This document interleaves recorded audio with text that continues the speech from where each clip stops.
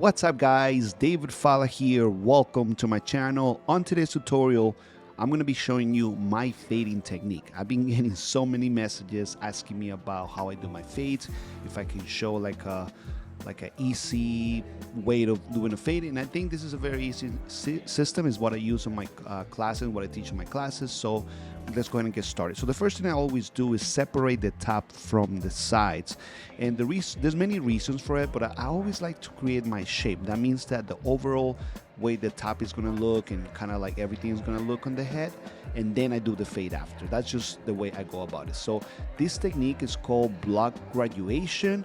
Some people call it something else, but pretty much what we're doing right now is kind of creating a guide for ourselves that we know that's what's going to connect with the top, and also helps us as a limit on how high to go with the clippers.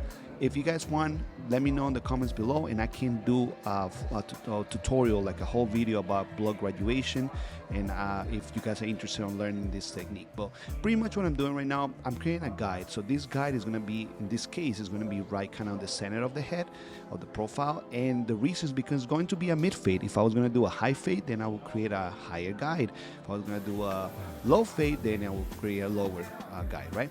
So now what I'm doing, I'm going to blow dry the hair. Obviously at this point I already cut the top and connected the sides and did all that.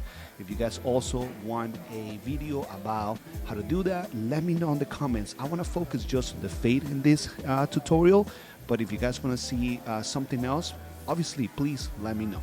So now once the top is already fully dry, this is not the style. This is just to dry the hair, so it makes it easier to use the clipper after. So now this is the beautiful thing about this technique, block graduation, is that now I'm able to use a number 3 with the lever open to connect to that block graduation I created before. So if you have thinner fingers, then you might be able to even use a 2, or bigger fingers than mine, you might be able to use a 4. I mean, sometimes I have to use a 4 because my fingers are a little fat, but that's just me. So now that I clean my canvas, that means that everything is on number 3 and is already connected with the top. Then I can start my fade. Right now for my fade, I'm going to measure about 2 fingers from where that guide that I created was, and then that's when I'm going to place my 0. I always create the 0 using the clipper with the lever closed, and I like doing it like this. I know some barbers use their trimmer, but the problem with the trimmer is that, especially for beginners, sometimes it makes it hard to remove that line, so that's why I do it like that. After I did that, I'm going to use the same clipper with the lever open, and I'm going to create another guide about a finger's width, half an inch. And this is going to vary depending on the size of the head, or depending on the haircut that you're trying to do, the type of fade. Usually the back, I usually make my guides a little bit bigger just in case, but usually it's going to be like a finger's width. Now I'm using number 1 with the lever open, and I'm going to do exactly the same thing. I'm going to create another guide. This is the one lever open. It's going to be exactly the same type of guide, just about a finger's width, maybe a little bit thicker on the back if I have the space for it, or the client has very dense hair, and this is going to allow me to create enough space so I can create my fade. Now I'm using clipper over comb, and this is going to be very easy because I'm connecting that one guide that I created during my block graduation with the number 1. So it's going to be super easy. I'm going to have my 2 guides right there that I can clearly see, and then I'm going to cut them. This technique that I'm using right now, the clipper over comb, is such a good technique to be able to do your haircuts a little bit faster, and it's just practice. I have practiced so much to be able to do it in an efficient manner, but it's an awesome technique because it will reduce your timing when it comes to cutting hair. So now I'm using a 1.5, and the 1.5 is going to really just start the blending process for me, just because how you guys can see the top is already kind of connected to the number 1. I'm just using the 1.5 first lever open, and then I start closing the lever to create a better connection. Now I'm using again my number 1. I start with the lever down or open, and I start closing the lever little by little, and I continue working on that guide that I created before. And obviously you gotta pay attention to the growth pattern of the client. If he has any bones that protrude and all that, is gonna make a difference. So take your time, make sure you use the corners of the clipper if you feel like that's gonna help you better. And just be patient. Sometimes it's I think people rush fades a lot, and sometimes they don't come out the way they want to because they don't have the time to polish that fade. My appointments are 30 minutes, some of them are 40 minutes.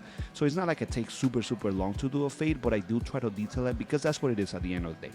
Now I'm using the half guard, the 116 or the 0.5, and with this guide, very important that you keep in mind that you only close the lever as long as you need to close it, like as much as you need to. For example, like if I'm using it open and you already raised the line that I needed to, the guide, then I don't have to close it more.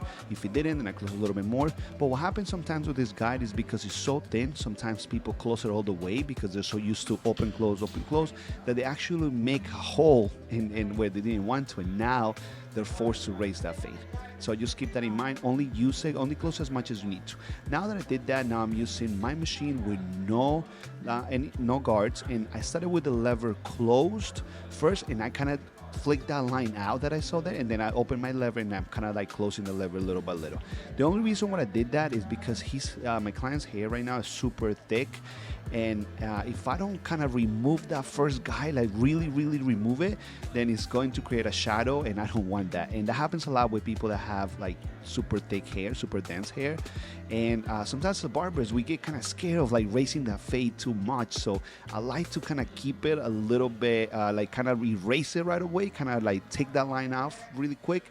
So like that, I'm forced to kind of fade everything. I don't know if you guys understand what I'm saying. If not, please let me know in the comments and I'll explain it in a different way. But now what I'm doing, I put my half guard again, and I'm just kind of detailing. I'm open the lever, close the lever, remove the guard, put the guard back in, just to kind of detail those corners that I see, or those dark spots that I see that don't belong, right? That's exactly what a fade is. You kind of look at it from side to side and see like if it flows well. If it doesn't flow well, then you have to light up certain things or adjust certain things. That's all it is.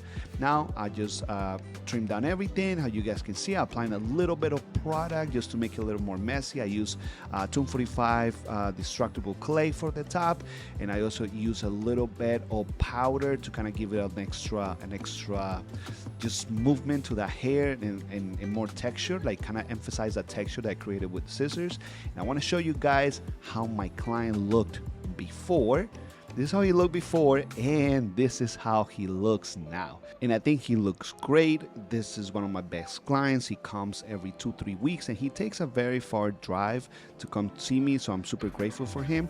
And that's it for today's tutorial. Don't forget to subscribe and like it. Let me know in the comments below what you thought about the tutorial, and let me know if the steps that I show you help you in your daily routine. And that's it. I'll see you guys on the next one. Take care.